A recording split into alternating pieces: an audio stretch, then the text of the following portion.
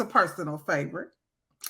I already told y'all about her last night, so I'm not gonna go all the way there. She gonna talk about me if I do. But she finna help y'all out with this emotional wellness, cause baby, I mean, we just tired of it, like for real. So go on, best to do your thing. Listen, truth is, I'm tired. Okay, options are few. But yes, we are going to get into it today. Hello again. And let me just start by saying, y'all did y'all thing in that panel. Like, I was writing notes and I'm like, okay, let me go get ready to speak. But hold on, that was another one. Let me write that down. Let me write that down. So listen, here for it, appreciate it. So today we're talking about emotional wellness and we are posing the question, but did you die? And the reason I titled this section is because a lot of times, especially as Black women, we feel like if you ain't die, the show goes on. It didn't matter. God bless America. You move forward, right? And we ask this question jokingly, of course, because clearly we ain't dead yet. But I think it's time to shift the narrative a little bit because just because it didn't like what doesn't break you or what doesn't kill you makes you stronger. Child, I'm tired of being strong. I'm tired of being strong, and I want all of us to be weak. Okay, that's it.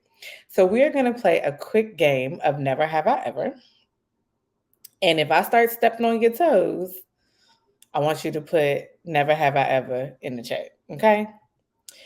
Never have I ever struggled to sleep several nights in a week or find yourself sleeping too much.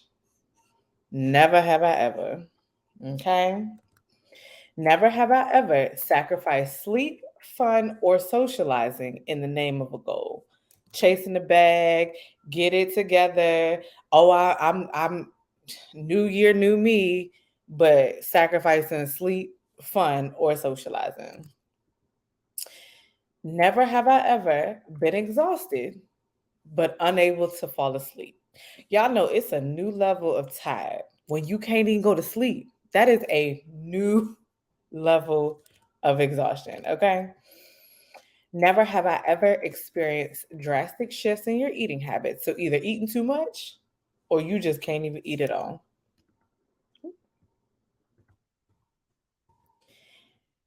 Okay. Never have I ever consistently worked outside of your expected work schedule. Now I know this gonna catch a couple of y'all. So if you supposed to work from 9 to 5, are you working before 9 or after 5? Better yet, if you Monday through Friday, are you answering emails on the weekend?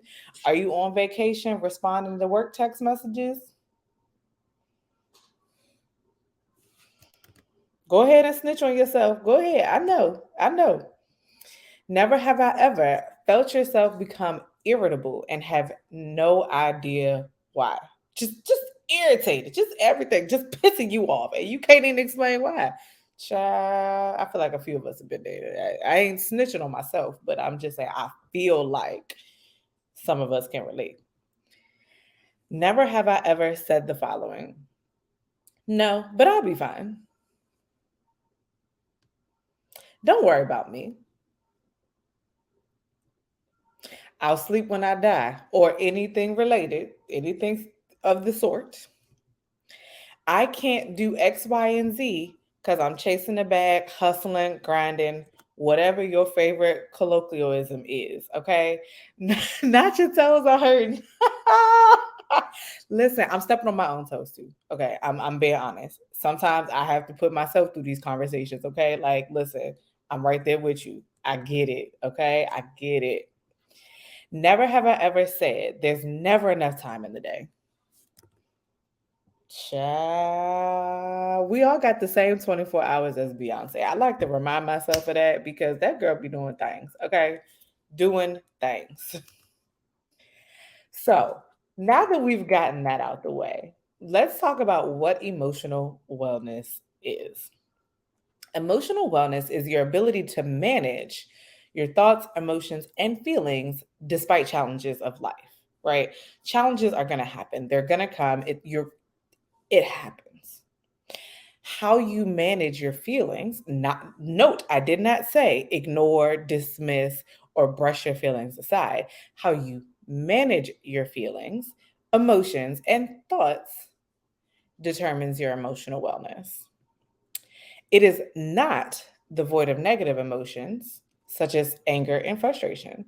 So, just because you are emotionally well does not mean you won't be frustrated, you won't be pissed off, you won't be angry, you won't feel anger. It's about how you're handling those feelings when they arise.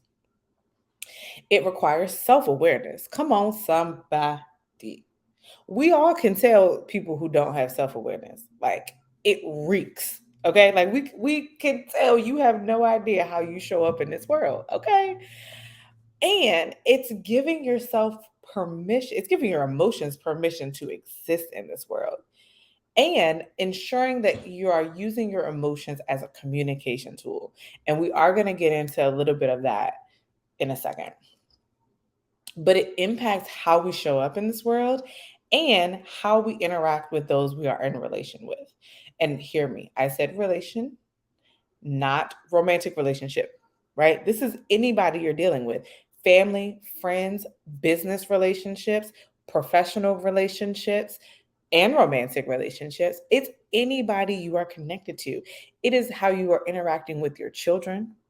It is how you are interacting with your parents, okay? Your emotional wellness impacts every relationship you have. It's how we respond to feedback and how we receive it. How we give guidance is impacted by our emotional wellness. How we observe and interpret what others are doing around us. So I happen to have an anxious attachment style. If you don't know what your attachment style is, definitely I recommend a book called Attached. Get into it ASAP. Phenomenal book. Even if you know your attachment style, phenomenal book. But I have an anxious attachment style, which means I'm more likely to pick up on changes in behavior, changes in cues, and I'm hypersensitive to even the slightest changes of behaviors that may not have anything to do with me, but I might interpret it as something to do with me.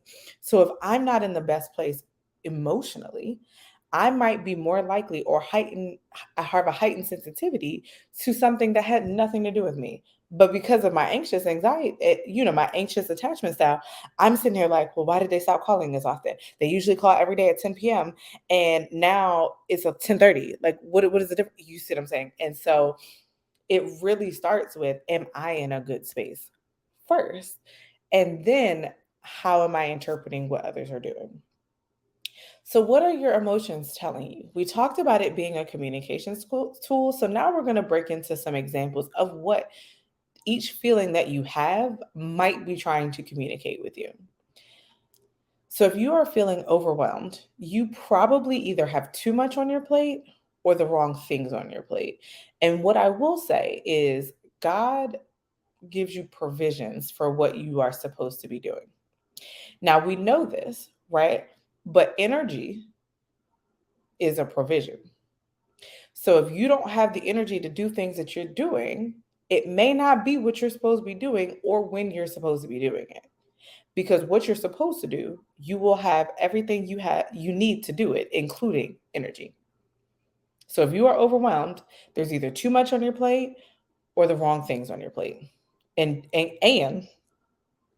just because it's a good thing to do doesn't mean it is what God asked you to do in that moment. Okay? Okay. I'm going to lay that there. If you are feeling fearful, you may need to be more prepared or ask more questions. If you have a strong sense of fear, it may, particularly if it's not something like a physical fear, right? Like if you're fearful of an animal per se, like be more prepared to me looks like don't be where they have access to you. Got it. But if it's like just an emotional fear, or you're afraid of this activity or whatever, be more prepared, ask more questions, do your research, get thorough about it, right? If you're feeling angry, dig deeper because anger is a secondary emotion. It is never a primary emotion. When you peel back the layer of anger, there's usually hurt, disappointment, grief, sadness, hell, hunger. Listen, but anger itself is never a primary emotion. So whenever you're feeling angry, you need to dig deeper and figure out what is the root issue and then go fix that. If you're feeling sad, you need to dedicate time for your healing, grief, or hardships. You cannot just move on. Sometimes you have to allow yourself to feel sad. When I was heavily grieving the miscarriage of my twins, I literally created a playlist that just made me sad so that I could get it out, right? And at the time, my job was an hour commute, and I literally would just cry on my way to work. I would cry on my way home. And if I needed to, I would cry on my lunch break. And if I needed to, I would run to the bathroom and cry in the bathroom. You have to give your feelings space to exist. Because if not, I know plenty of people who have who have also had miscarriages and they just moved on and they just moved past it, just brush past it. And now they struggle to talk about it. They struggle to hear about other people's experiences. They struggle to do, it's this like just this underlining pain that just digs at you and digs at you and digs at you. You think you've moved past it, but then randomly you start crying on a random Tuesday and you're like, well, what's going on? And then you look at the calendar and you're like, oh, that's what's going on. Right? Like grief is one of those things that if you don't deal with it, it will come find you to deal. It will come find you. So give it space to exist. Grieve completely. Okay? Let it out. If you're feeling guilty, you may need to reconcile, apologize, or accept ownership for your actions. If you're feeling shame, you may need to forgive yourself. If you're feeling rejected, find your tribe. Okay? Please. Just because, and I hear it often, and I hear people say, well, nobody showed up for me. Okay. Did nobody show up for you? Or did the people you wanted to show up not show up for you?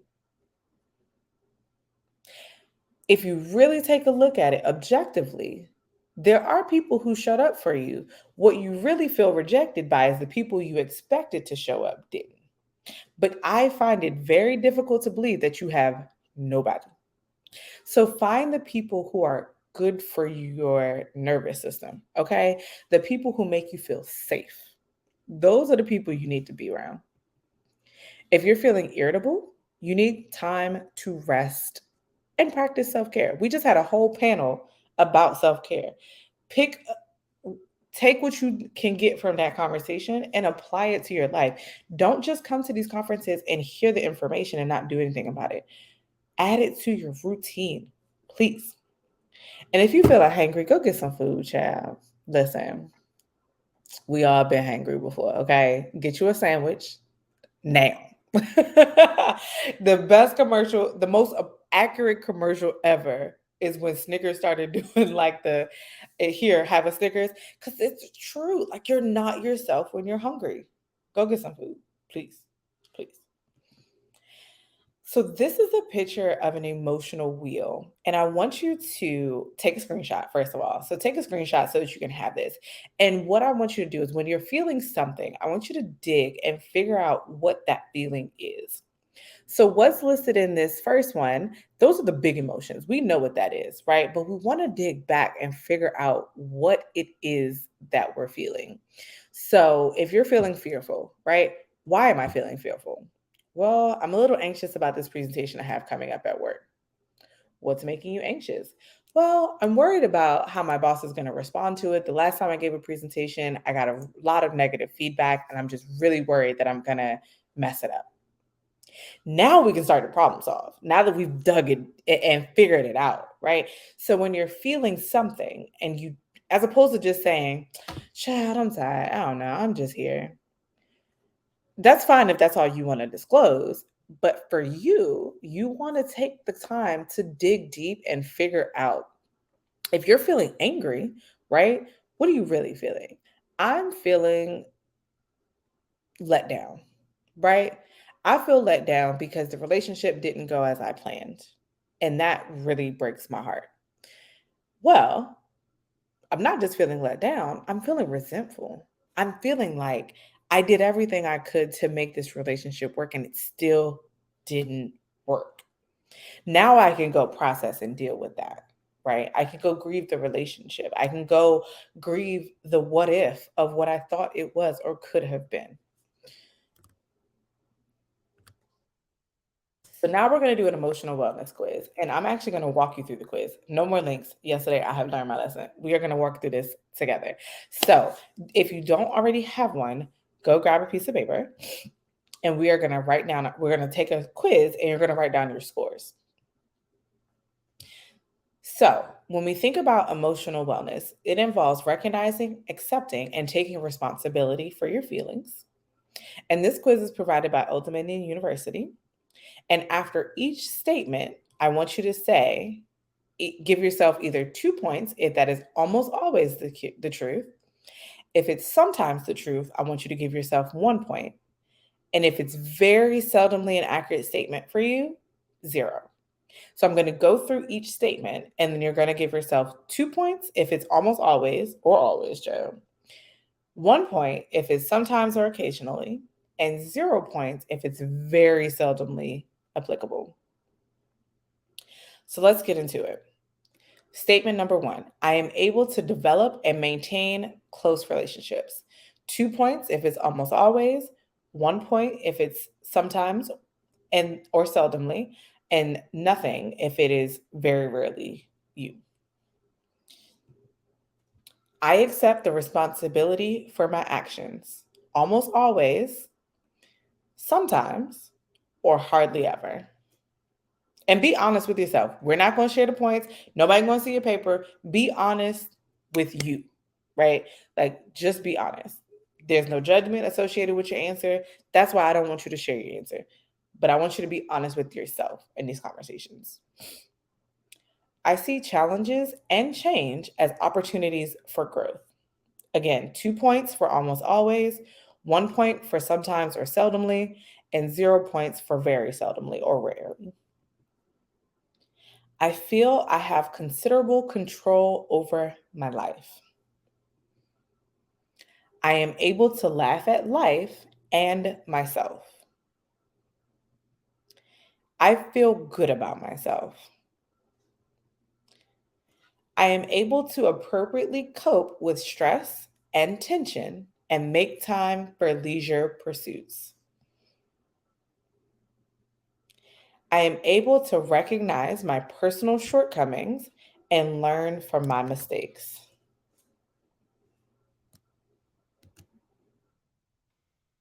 I am able to recognize and express my feelings. I enjoy life. So I'm going to give y'all 2 seconds to count up your scores, okay? And listen, pull out your calculator if you need to, do what you got to do. But I am going to give you some time to get it together.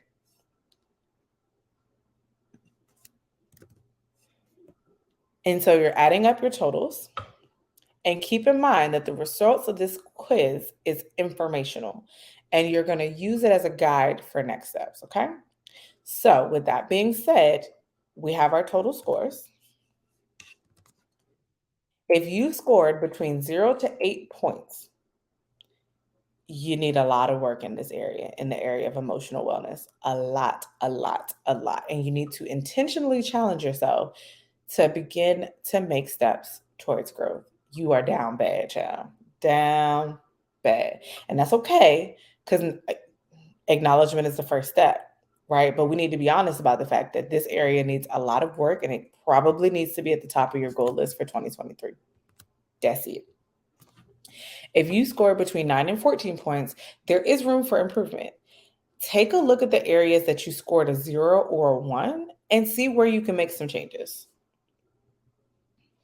15 to 20 points, you are emotionally well. Keep it up. So what now? Right? Like what now that we have this information, what do we do with it? Right? Now that you have an understanding of the purpose of your emotions, you understand the variety of emotions, and you know what you stand. What's next? What changes can you make to improve your emotional wellness. Maybe that looks like saying no. Maybe that looks like setting boundaries. Maybe that looks like starting with, I won't work outside of work hours. Come on, somebody. Come on, somebody. What will become your self care routine to benefit your emotional wellness on an ongoing basis? What support do you need in order to achieve emotional wellness for you? Does that look like finding a good Black lady therapist? Yes, I said what I said. Okay. Find you a Black lady therapist, please. Does that look like joining a church small group so that you can be connected to people from a spiritual perspective?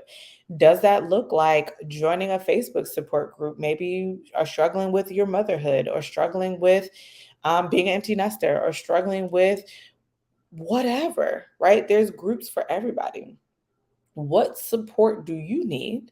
Maybe you need to schedule weekly lunch sessions with friends, right? And put them on rotation. Child, do what you gotta do. And so I wanted to share with you my wellness plan just so you have a couple of ideas to get you started. Now, hear me when I say this is Tiara's wellness plan. You have to figure out what your wellness plan is going to be for you. Self care is about what you for yourself needs. You have to do that research and you have to figure it out. I can give a billion suggestions. You have to figure out what works for you. So for me, I journal every morning. I'm in therapy every 2 weeks. I get massages every 3 weeks, but I've recently upgraded to 2 weeks because child, life be life. Okay. So I've recently upgraded to every 2 weeks. I exercise 3 to 4 times a week. I protect my energy peak. And if you didn't hear me my presentation yesterday, your energy peak is if you're a morning owl, if you're a morning person, a night owl, or if you get your energy peak in the middle of the lunch day, like lunchtime, middle of the day, like you just get this burst of energy at the middle of the day.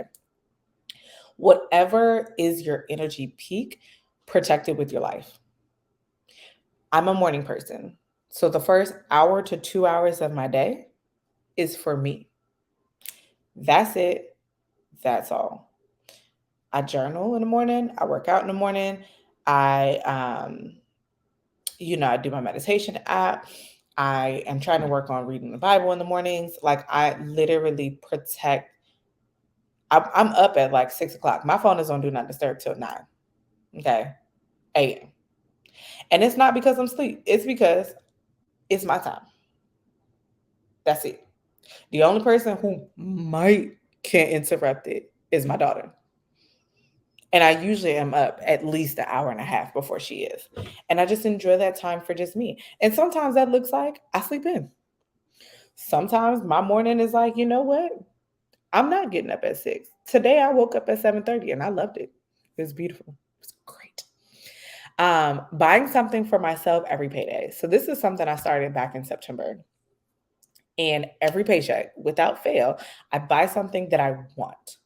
Not something I need, not something for the house, not something for my ridiculously adorable daughter, right?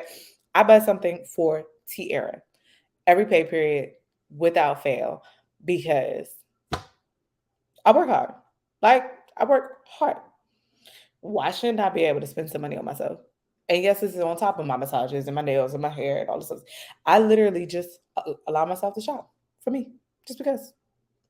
Because why not? Create space in the budget for things that I love, which is eating out, movies, and my new favorite, shopping. So, what I do, I have a fun account, right? And I've been doing this for years, but a percentage of my paycheck goes into my fun account. And literally, let me tell you something, I spend money like a drug dealer. As long as there's money in that account, I'm gonna blow it on whatever and not even think twice about it. Because who will judge me? Okay, child, I live. If you don't have a fun account, get one. Emotionally investing in relationships that consistently invest in me. This is a new one for me, I'm gonna be honest, over the past couple of months. But what I realized was I was pouring into people who weren't pouring into me. And who I am as a person, I'm organically a giver. It's naturally who I am. I show up for people. I'm intentional about being there for people and being a safe space for the people that I care about. And I show up and I'm supportive and I'm loving and I'm intentional about that. And so, because of that, it's very difficult when I don't get that in return. So, what I started to do was be clear and honest with myself about who was actually investing in me, who was calling Tiara, who was checking on Tiara, who was making sure Tiara was okay. And those are the people that I have determined are worth my investment and my energy. I meet people where they are now. I treat people, I interact with people to the extent that they interact with me.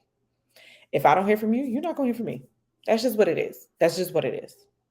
If I hear from you, you're going to hear from me regularly. If I feel like you genuinely care about what I got going on, particularly the past couple of months have been one of the hardest times of my life. The people who showed up for me, those are the people that I will continue to invest my energy into. Setting boundaries. Setting boundaries. And what I will say, the only people who have ever had an issue with my boundaries are people who don't have any of their own. And that's not my problem. So for me, I work between Monday through Friday, 9 to 5. That's it. That's all. I might can get you at 8, 8:30, maybe, possibly. And at the latest, 5:36. And that is with rare exception. And the 8:30 is usually because the company that I work for also operates in Israel. So we're dealing with opposite time zones.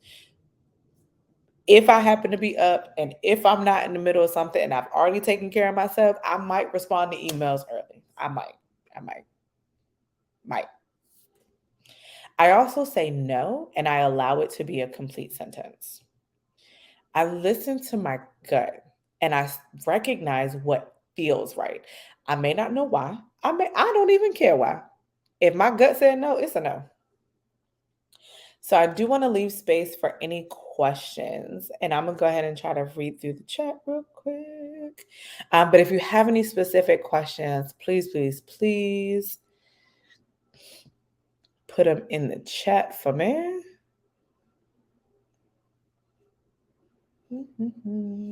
Y'all are funny. Y'all are funny. Oh, now that I feel attacked. Yeah, girl. Awesome. Lakeisha, I don't see any. If you want to hop on, I think we're good.